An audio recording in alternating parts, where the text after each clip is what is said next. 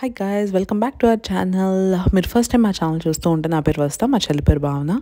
మేమిద్దరం ఆస్ట్రేలియాలో ఉంటాం, బట్ 2 డిఫరెంట్ స్టేట్స్లో ఉంటాము. ఇది మా లైఫ్ స్టైల్ వ్లాగ్స్ లాంటివి. ఈ ఛానల్ ఇద్దరిది 2 డిఫరెంట్ వీడియోస్లో కానీ చూడగలుగుతారు. ఇక్కడ ఏంటంటే మేము ట్రిప్ వెళ్తున్నాము. లాంగ్ వీకెండ్ లాగా వచ్చింది, అంటే 1 డే ఆఫ్ తీసుకుంటే లాంగ్ వీకెండ్ అయిపోద్ది. అందుకని ఒక ట్రిప్ ప్లాన్ చేసాము. బట్ కానీ ఇది 1 డే ట్రిప్పే. మెల్బర్న్ చుట్టుపక్కల ఉన్న వాళ్ళందరికీ తెలుసుంటుంది 12 అపోజిల్స్ అనేది, గ్రేట్ ఓషన్ రోడ్. అక్కడికి వెళ్ళడానికి చూస్తూ ఉన్నాము. యూజువల్గా మేము ఎక్కడికి ట్రిప్కి వెళ్ళినా కానీ ఖచ్చితంగా ఇంట్లోనే ఫుడ్ అంతా ప్రిపేర్ చేసుకునే వెళ్తాము. ఎందుకంటే బేబీ ఉండేదానికి అక్కడికి వెళ్ళి ఫుడ్ దొరకకపోతే ఏదైనా ప్రాబ్లం అవుతారని చెప్పి యూజువల్గా ఎక్కడ ట్రిప్స్కి వెళ్ళినా కానీ ఖచ్చితంగా మా ఫుడ్ మేము ప్రిపేర్ చేసుకొని బాక్స్ తీసుకెళ్తాము. ఇన్ కేస్ అక్కడ తినాలనిపించి మాకు ఏదైనా నచ్చితే తింటాం, కానీ లేకుండా అసలు మేము బయటకు వెళ్ళాం అనమాట. దాని తర్వాత ఇంకా ట్రిప్ స్టార్ట్ అయింది. 2 డిఫరెంట్ కార్స్లో వెళ్ళాము. మా కజిన్ వచ్చాడు, సో ఇంకా ఇద్దరం 2 డిఫరెంట్ కార్స్లో స్టార్ట్ అయ్యాము. యూజువల్గా ఆస్ట్రేలియాలో ఏంటంటే ఎక్కడికి వెళ్ళినా కిలోమీటర్ల డ్రైవే ఉంటుందండి. ఏదన్నా ట్రావెల్ బ్లాగ్ చేద్దామంటే ఈ డ్రైవ్ వీడియోలే కనిపిస్తూ ఉంటాయి. ఎంతసేపు ఆ పక్క చెట్లు ఈ పక్క రోడ్డు చూస్తారు అని అనిపిస్తుంది. అందుకే ట్రావెల్ వీడియోలు ఏం పెట్టాలో అర్థం కాదు. ఇక్కడైతే నేను, దాన్వి, తులసి మా హస్బెండ్, మేము ముగ్గురము ఒక కార్లో వెళ్తున్నాము. వాడికైతే నేను అసలు చాలా స్నాక్స్ తీసుకున్నాను. మక్కానా వాడి ఫేవరెట్, అవన్నీ ప్రిపేర్ చేసి పెట్టేసుకున్నాను. యూజువల్గా బేబీతో ఏంటంటే నేను వాడికంటూ ఒక సపరేట్ ఫుడ్, స్నాక్స్ అన్నీ సపరేట్గా పెట్టేస్తాను. సో దట్ ఏదైనా కానీ కాస్త ఇబ్బంది లేకుండా ఉంటుంది. ఇప్పుడు సడన్గా ఎందుకో మా బాబు చాలా నాటీ అయిపోయాడని అనిపిస్తుందండి. ఒక 2 వీక్స్గా. అంతకుముందు అసలు చాలా ప్రశాంతంగా ఉండదు. ఎక్కడికి వాడికి ట్రిప్ ప్లాన్ చేయాలన్నా కానీ ఎలాంటి ఇబ్బంది ఉండేది కాదు. అలాంటిది ఆల్ ఆఫ్ సడన్ ఒక 2 వీక్స్ నుంచి ఒక కొత్త పర్సన్ లాగా అయిపోయాడు.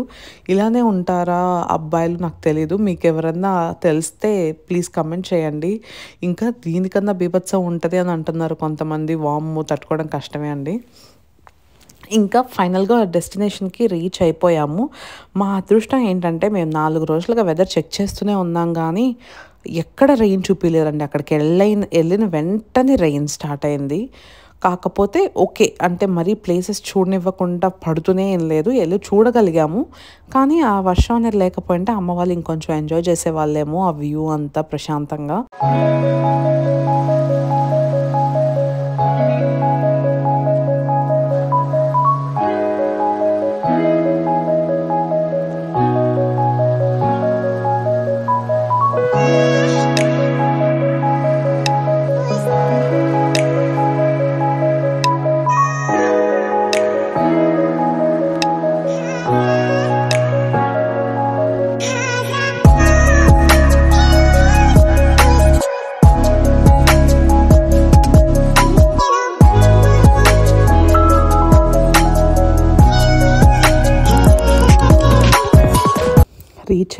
రీచ్ అయిపోయిన వెంటనే చాలా వర్షం ఉంది. అందుకని ఒక 15 మినిట్స్ అలాగా ఒక ప్లేస్లో ఆగిపోయాము. దాని తర్వాత ఇంకా మెల్లగా నడుచుకుంటూ వెళ్ళాము. ఇక్కడ చూడండి, అందరికీ ఆ గాలికి చలేసేసింది పాపము.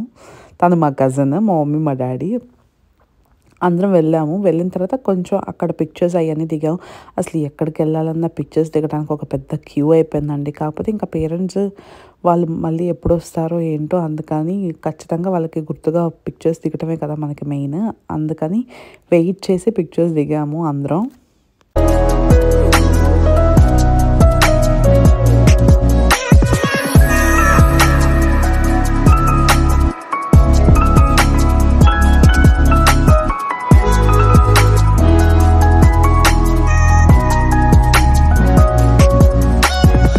మళ్ళీ అక్కడ ఆ 12 అపోజిల్స్కి చుట్టుపక్కల వేరే ప్లేసెస్ ఉన్నాయి, ఇలా చిన్నవి. ఇక్కడ చూడండి, ఆ వాటర్ కొట్టి ఆ కొండ మధ్యలో ఆ హోల్స్లా చేసేసింది. ఆ వాటర్ వల్ల కట్ అయిపోయిందంట అదంతా.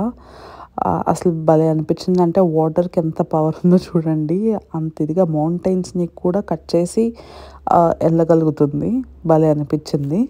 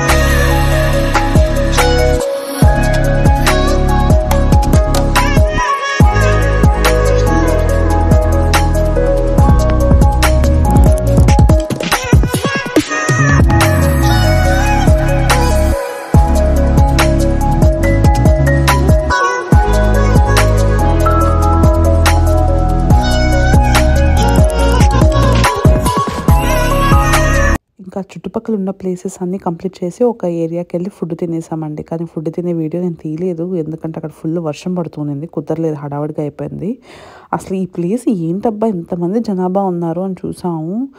ఆ వాటర్ అదే కొట్టి కొట్టి హోల్స్లా చేసేస్తుంది కొండని అని చెప్పాను కదండి. అలా ఇక్కడ ఒక ఆర్చ్లా చేసేసింది. ఆ ఆర్చ్ దగ్గర అందరు పిక్చర్స్ దిగటం కోసం అంతసేపు పడుతుంది. ఒకళ్ళ తర్వాత ఒకళ్ళు అసలు చాలా టైం పట్టింది. కానీ బాగుంది అక్కడంతా. చూడటానికి బాగుంది అండ్ పిక్చర్స్ కూడా మెమరీస్ కోసమే కదా అని అనిపించింది.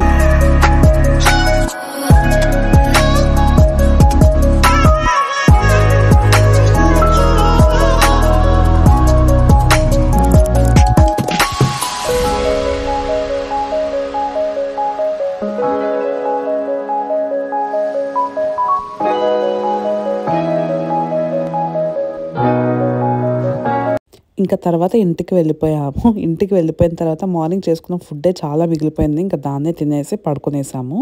తర్వాత ఇది నెక్స్ట్ డే అండి. నెక్స్ట్ డే ఇక్కడ డాండినాంగ్ రేంజెస్ అని చెప్పి మెల్బర్న్కే మళ్ళీ ఒక దగ్గర ఉంటుంది, ఆ ప్లేస్కి వెళ్ళాము.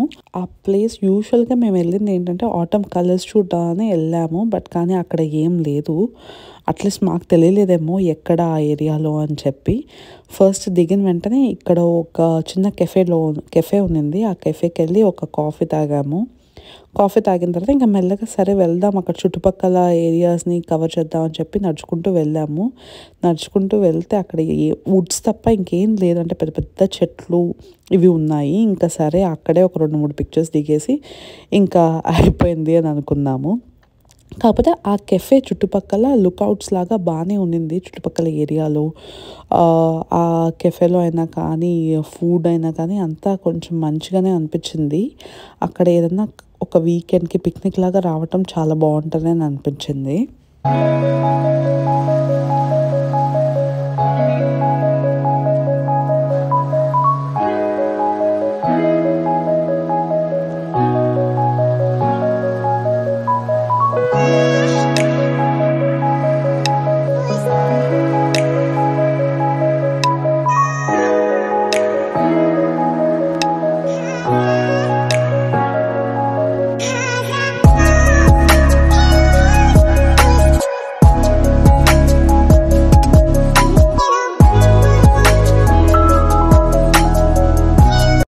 ఇంకా అందరూ కెఫేలోకి వచ్చేసాము.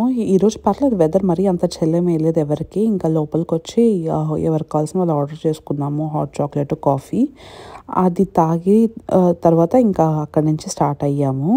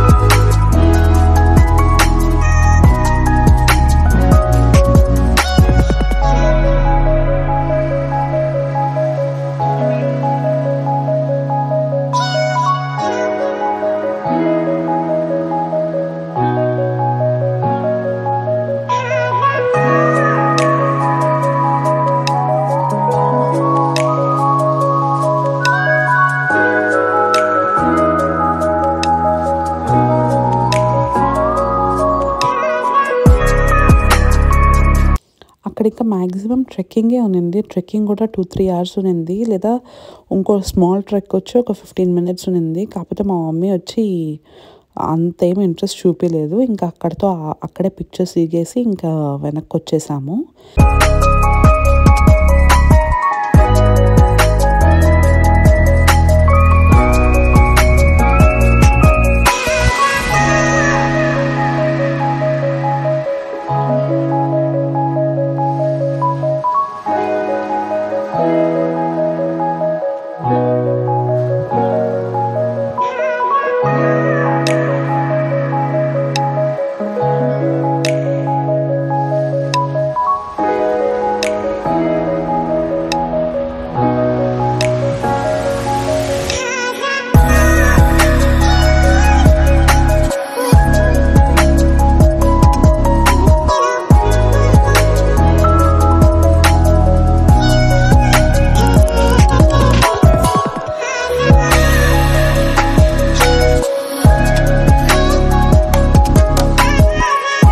డాండెనాంగ్ రేంజెస్లో అన్నిటికన్నా నేను ఎగ్జైట్ అయింది ఏంటంటే ఈ చెస్ట్ నట్స్ అండి. ఇవి కనిపించాయి నాకు అక్కడ. అంటే అలా తెలియదు నాకు దాంట్లో ఆ ఫ్రూట్ అలా ఉంటుంది, దాంట్లో సీడ్ ఇలా ఉంటుంది చెస్ట్ నట్ అని. కాకపోతే నేను ఫస్ట్ టచ్ చేసేసాను, చాలా షార్ప్గా ఉన్నాయి ఆ ఫ్రూట్ అయితే. స్పైన్స్ అంతా బాగా గుచ్చుకునేసింది ఆ ముళ్ళులు. దాని తర్వాత ఇంక కొన్ని ఆ చెస్ట్నట్స్ వేరుకున్నాము. పక్కనే మళ్ళీ రాస్బెర్రీస్, బ్లూబెర్రీస్ కూడా ఉన్నాయి. ఇంకా అవి కొన్ని తీసుకొని ఇంకా అక్కడి నుంచి వేరే మాల్కి వెళ్ళామన్నమాట.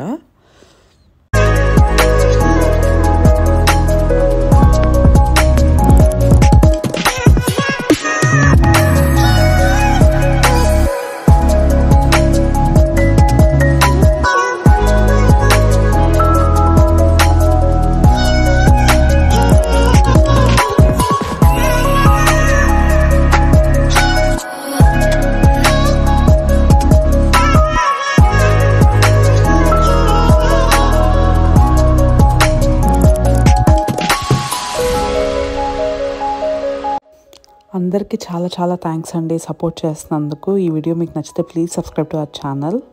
బాయ్.